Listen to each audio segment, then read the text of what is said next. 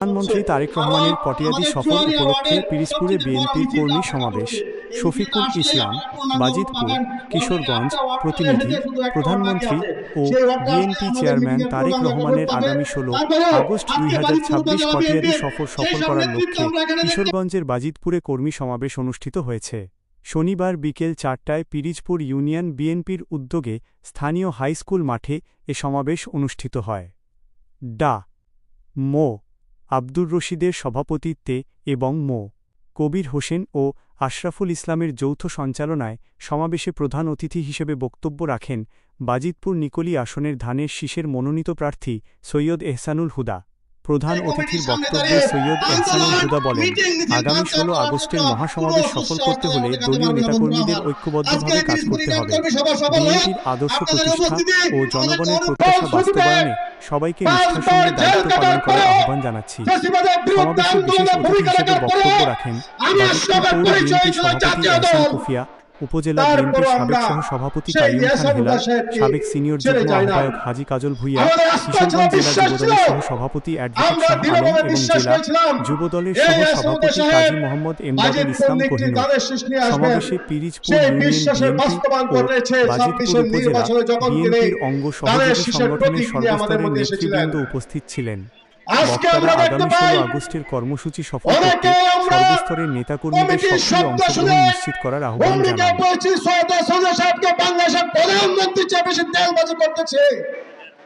আমি আপনাদেরকে বিনীতভাবে অনুরোধ করতে চাই, ভাই তেলটা কম দেন। এই সাহেবকে নিয়ে যখন পিরিজপুর মিটিং করতে চেয়েছিলাম, তারা বোট বাজারে শাহ আলম সাহেবকে আটকে রেখে অপদস্থ করেছিলেন আমরা জানি।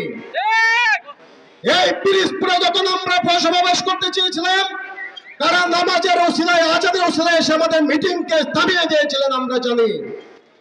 সৈয়দ সাহেব ধানের শীষ নিয়ে আসার পরেও তারা কাফনের কাপড় পরে নির্বাচনে ৫ দিন আগে পিরিজপুরের রাজপথে শুয়ে পড়েছিলেন।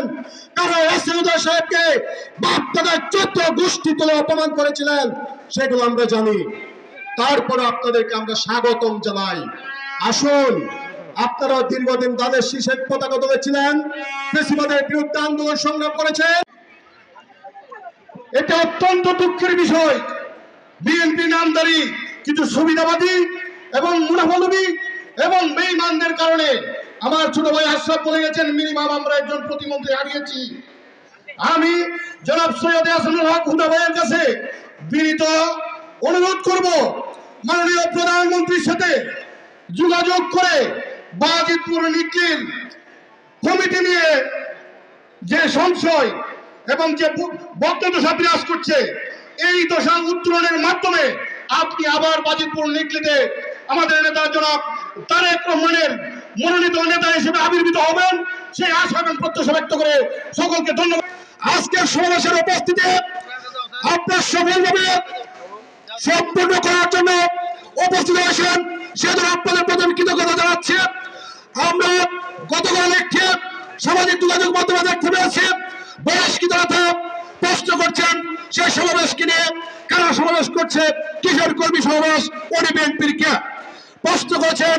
সৈয়দ এহসানুল সাহেব ২০২৪ সালের ১২ ফেব্রুয়ারি নির্বাচনের দিনে ওরা রাজনীতি নাকি শেষ। আমি আপনাদের কাছে প্রশ্ন করতে চাই, রাষ্ট্রের জাদুঘররা সে প্রশ্ন করেছে, রঙিন চশমা দিয়ে বিএনপিকে দেখা যাবে না, রাজনৈতিক সবক প্রশাসনের থেকে বিএনপির নেতা কর্মীকে বরদাস্ত করা হবে না। আপনারা আপনাদের দায়িত্ব পালন করুন। বাংলাদেশের জাতীয়তাবাদী দল বিএনপি সরকার ক্ষমতায়, সেই সরকারের নেতা কর্মীরা বাজিতপুর নিকলীর উন্নয়নে তাদের সর্বোচ্চ ভূমিকা রাখবেন ইনশাআল্লাহ। আপনাদের যে কোনো কর্মসূচিতে, যে কোনো কর্মকাণ্ডে আমরা সহযোগিতা করব, আমাদেরকে অসহযোগিতা করার ধৃষ্টতা দেখাবেন না। বন্ধুরা, আগামী ১৬ তারিখ আজকে যে জনসমাগম হয়েছে, পুরা বাজিতপুর উপজেলা থেকে কিন্তু পিরোজপুরটাকে আমরা একটি জনসমুদ্রে রূপান্তরিত করব। আমরা দেখিয়ে দিতে চাই যে ষড়যন্ত্রের মাধ্যমে ধানের শীষকে পরাজিত করা হয়েছে। তারেক রহমানকে পরাজিত করা হয়েছে, শহীদ জিয়াকে পরাজিত করা হয়েছে, বেগম খালেদা জিয়াকে পরাজিত হয়েছে। আমি ব্যক্তি সৈয়দ সাদুল হুদা পরাজিত হই নাই। আমার দল বিএনপিকে পরাজিত করা হয়েছে। কিছু লোক,